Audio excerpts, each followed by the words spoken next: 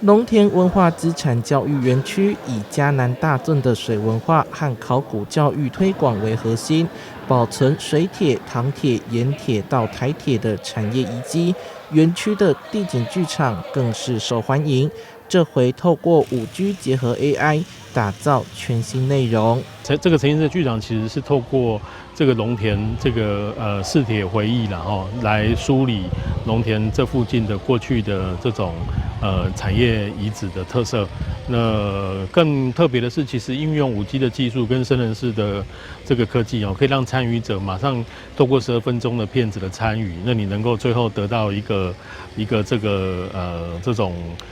不同的答案。以科技艺术互相结合，从过去单一线性叙事方式加入多人共创体验内容，现场游客能一起互动，寓教于乐，是台南珍贵的历史文化资产与科技应用的重要示范。事实上，非常谢谢我们数发部的大力支持，能够让这个沉浸式剧场有轮流有3部主要的影片来播放。借着这3部主要影片，能够让大家了解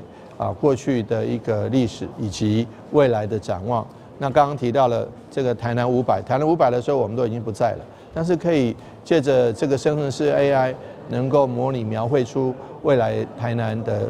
景象。在数位发展部的支持之下，让游客回到历史现场，看到四铁产业的回忆，也看到未来台南500的园区。